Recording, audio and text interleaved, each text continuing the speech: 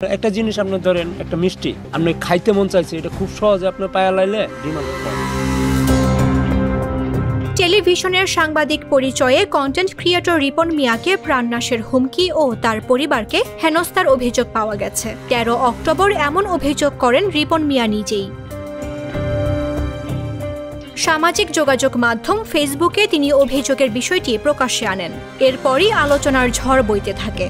রিপন মিয়ার পক্ষে সরব হন নেটিজেনরা। কিন্তু ১৪ অক্টোবর সামনে আসে নতুন বিষয়, কিছু গোপন বিষয় প্রকাশ্যে চলে আসে। একটি বেসরকারি টিভি চ্যানেলের প্রতিবেদন ঘিরে সমালোচনার মুখে পড়েন রিপন মিয়া। মুক্তা মনোয়ার লিখেছেন, রিপন ভিডিও বা হিরো আলমকে নিয়ে যারা আবেগে গা ভাসান তাদের বলছি, সস্তা জনপ্রিয়তা পাওয়া এসব মানুষকে আমি কখনোই দেখতে পারি না, পারতামও না। আমি এদের কারো ফলোয়ার নই।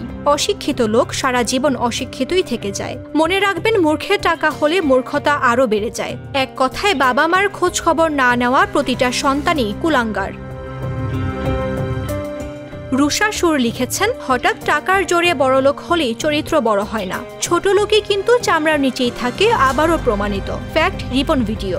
মোহাম্মদ মুশফিক আহমেদ লিখেছেন, বাংলাদেশের মানুষজন আসলে আবেগী। রিপন মিয়া একটা পোস্ট দিল, সেটা দেখে সবাই আবেগী হয়ে গেল।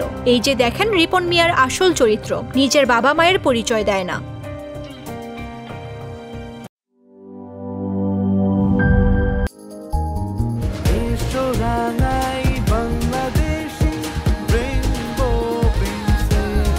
রেইনবো পেইন্টস, ছড়াও জীবনের রং।